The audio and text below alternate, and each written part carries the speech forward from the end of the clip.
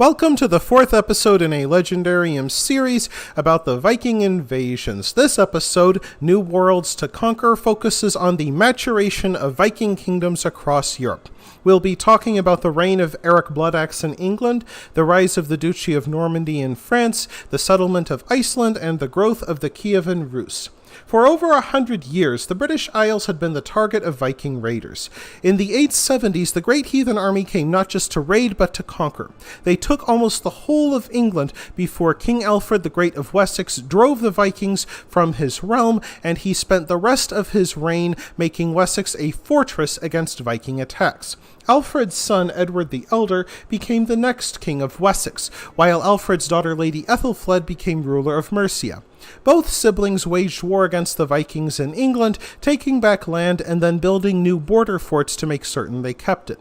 Lady Ethelfled of Mercia died in 918, while retaking the Viking power center of York. Her daughter and only child, Lady Elfwin, took the throne of Mercia not long after.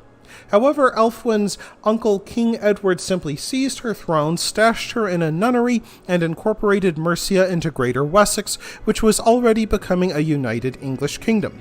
In time, Edward the Elder was succeeded by his son Aethelstan, who became the first king of a united England, holding the title Emperor of the Anglo-Saxons.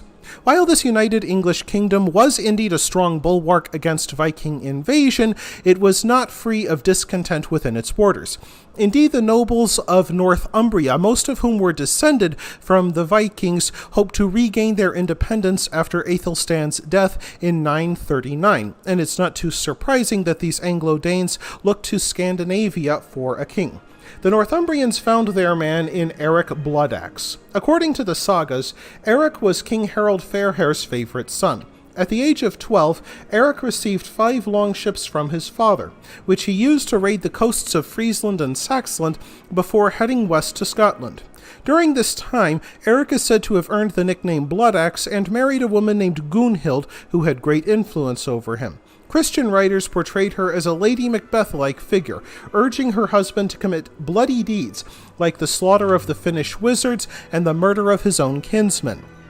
After Eric's father Harold died in 932, Eric and his brothers and half-brothers began a bloody struggle for the throne. According to lore, Eric killed 5 of his siblings and half-siblings before he briefly became king of Norway. One of Eric's few surviving brothers, Hakon the Good, forced Eric from the throne and Norway. Fortunately, it turned out there was a job opening. The Northumbrians, hoping to regain independence from a united England, offered the crown of Northumbria to Eric, who happily accepted. However, King Edred of England was far less happy about this. King Edred invaded and ravaged Northumbria, chopping down fruit trees, burning villages, and seizing crops. As Edred headed home with a baggage train heavy with loot, King Eric attacked Edred's rearguard at Castleford and slaughtered dozens of Huscarls. Furious, King Edred threatened the Northumbrians with another invasion if they didn't force Eric from power. Rather than face a second invasion, the Northumbrians did just that. For 5 years, Eric BLOODAXE traveled Scandinavia and England looking for support to regain the throne, and he finally did 5 years later. This time, he was able to keep his bottom on the throne for 2 years before he fell out of favor with the Northumbrian nobles. Again, as he tried to flee, one of his retainers, a man named Osulf, betrayed the king, likely at the behest of the Northumbrian nobles. Osulf split Eric's skull open with an axe in 954, and thus ended not only the life of a man who was once king of Norway and twice king of Northumbria, but the Viking invasions of England for a generation. Obviously, by the early 900s, Anglo-Saxon England was a much less attractive target. So some Vikings found power and riches by making peace with Christians, none more successfully than Rollo the Walker. In 911, King Charles the Simple of Francia made Rollo the Duke of Normandy in exchange for defending his kingdom against other Vikings. King Charles even married his daughter Giselle to Rollo in the naive hope that this would keep the north of Francia within the royal family. However, if Rollo and Giselle had children, they were passed over in favor of Rollo's son by his Norse concubine, who would become known by his Christian name William Longsword. Throughout the 920s, Duke Rollo fought not only the Vikings, who still controlled the Seine River Valley, but other Frankish magnates. It's important to know that France was not even close to being unified during the 10th century. In fact, it was breaking up into a patchwork of duchies and counties ruled by nobles who fought endlessly with one another. William successfully played his rivals off one another and extended his power not only further down the Seine River, but across the Channel coast. William's brutal conquests extended not only to Vikings and Franks, but his own peasants. In 934, the peasants of Normandy rebelled against William's high taxes. After William crushed the rebellion, he seized the peasant leaders and chopped off their hands and feet. By the time of his death in 942, William had more than doubled the size of his father's duchy. To do so, William radically reinvented Viking warfare. Rather than the shield walls used by his father, William built up a corps of horsemen dressed in chainmail tunics and padded leather, to whom he gave land grants to support themselves. These chevaliers came to know their horses so well that they could pick up some horse droppings, sniff them, and know if they were local horses or from the outside. Almost as important, William Longsword became a devout Christian, allowing Benedictine monks back into his duchy. By the time of William's death, the Vikings of Normandy had become French-speaking knights. However, not all Vikings wished to gain their land by fighting. After all, that's dangerous. Such Vikings found land in the North Atlantic. While the Vikings were accomplished shipbuilders, their navigation was limited to following the coast and using the stars for dead reckoning. This caused some problems. On one occasion, a party of Vikings boasted of having sacked Rome, only to find out they had ransacked a much smaller city by mistake.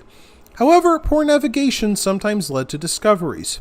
During the late 800s, a Norwegian sailing to the Faroe Islands overshot his mark and discovered the glacial interior of Iceland, which he called Snowland. A second sailor, driven off course by a storm, also came across the mysterious Snowland and circumnavigated it, showing that it was an island. Finally, a third man named Raven Floki followed directions from the first two men. After sailing northwest from the Faroe Islands, Floki located the island by releasing ravens in different directions, then headed in the direction of the raven who didn't come back. This led him to Iceland and also earned him the nickname Raven Floki. Raven Floki left Iceland after the first long dark winter there, returning with tales of a wintry land riven by volcanoes and glaciers. If Raven Floki found Iceland unappealing, Norse people scratching out a living on shrinking farms and facing powerful kings who were cracking down on blood feuds and adventuring found Iceland's free and empty land very appealing indeed. Best of all, they wouldn't have to fight to get it. The first expedition was led by Ingolf Arnarsson. According to Icelandic lore, when Ingolf saw Iceland for the first time, he dropped the wooden totem of his chieftain's throne into the water, vowing to settle wherever the posts washed up. 3 years later, Ingolf found them in a rocky bay covered with steam from volcanic vents. He christened the area Smoky Bay, or Reykjavik. A land rush to Iceland began. By 930, the birch forests, which once covered 40% of Iceland, were cut down to make longhouses, ships, and firewood. However, Iceland also became part of the Great Viking trade network, exporting cattle, pigs, and salted fish in exchange for English tin, amber, and slaves from the Baltic, and Eastern Roman gems and wine. Given that the island lacked family and community ties, local leaders feared that civil war was a possibility, so they established something new, a democratic form of government. Beginning in the year 930, Icelandic chieftains journeyed to the plains of Thingvellir, a rift valley east of Reykjavik where the North American and Eurasian tectonic plates converged. Meetings were held in June, a month of almost uninterrupted daylight and pleasant weather. A nearby lake, Bingvalhatn, was so rich in fish that the assembly could live off seafood for 2 weeks. There, the Althing discussed new laws and resolved disputes. Althings were headed by law speakers, men who could recite the Icelandic law code word for word. They stood on rocky outcroppings near the plains called the Law Rock. All free men could attend. Farmers, tradesmen, and craftsmen arrived to make contacts and carry on business. Now let's go to the Kievan Rus, what is today Russia, where the first Russian state was founded by Rurik the Viking. Rurik the Viking ruled from his capital in Novgorod until 879, when he was succeeded by his son Oleg. Oleg was an aggressive, even visionary leader who expanded the Kievan Rus with astonishing speed. In less than a decade, Oleg brought the Drevlians, Polians, Severians, and Radomics under his rule. These nations included Turkic-speaking steppe nomads and rural Slavic nations. Sensing a stronger location further south where his father built the capital, Oleg founded a new capital at Kiev. Along the way, Oleg created a new system of rulership in the Rus. Rather than seizing or demanding slaves to sell in Constantinople and Baghdad, Oleg imposed tribute on the conquered nations. Royal storehouses filled with honey-spotted furs and timber extracted from the subject nations of the Rus. To sell these goods for silver, Oleg needed new trade terms from Constantinople. So Oleg built 2,000 longboats and used them to transport 80,000 men. After Oleg arrived at Constantinople, Emperor Leo the Wise lived up to his name by closing the city gates. But rather than wait for the emperor's counterattack by sea, Oleg had a stroke of tactical genius. He ordered his warriors to make wheels for their ships so they could be pulled by teams of oxen across land. And once Emperor Leo saw a fleet of ships moving over land towards his city, Emperor Leo the Wise agreed to pay a tribute of 12 grivnas for each boat, along with an extra prize for every city in the Kievan Rus. This could have been up to 8,000 pounds of silver. While this no doubt gave Oleg much to reward his warriors with, the trade terms proved much more important in the long term. Not only did they gain new facilities for their trade ships, but the Vikings of the East also gained access to the Roman baths within Constantinople. As important as his achievements in life were, Oleg became most famous for the fanciful account given of his death. He likely died in the year 912 after 13 years on the throne. According to Russian lore, Oleg asked a magician what would cause his death. The magician warned Oleg that he would die because of his beloved horse. Determined to cheat fate, but unwilling to kill his horse, Oleg ordered his mount to be taken outside the city and cared for until the mount died. After the horse died of old age, Oleg rode to the place where the horse's bare bones and skull lay. Oleg laughed and proclaimed he had cheated death, then stomped the skull. A horned serpent crawled out of the cracked skull and bit and killed him. Oleg's successor Prince Igor proved less successful. While Igor extended Kiev's influence over the Pechenegs on the coast of the Black Sea and he conquered the East Slavs of Drevlane, he failed in the important sector of Constantinople diplomacy.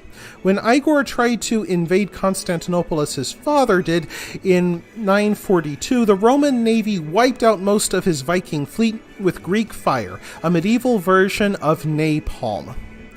While he was able to secure a trade treaty in time, Oleg's trade treaty was far less generous to Kiev than the previous treaty had been. With less silver to pay his warriors, Oleg raised the tribute required from the conquered peoples of the Rus. When he came to enforce this high tribute among the Drevlane in 945, they rebelled. Seizing the prince, the Drevlane bent 2 trees to the ground, tied one of the prince's legs to each, then allowed the trees to snap back into place, sundering the prince in half. While this was not a golden moment for the Kievan Rus, the state endured because of the rich Constantinople trade, which kept silver flowing through its coffers. And that wraps things up for this episode of The Legendarium. I hope you enjoyed it. If you like what you saw, press like. If you want to see more, press subscribe. And if you've got anything to say, let me know in the comment section. Thanks again for joining me, and I hope you have a great rest of the day.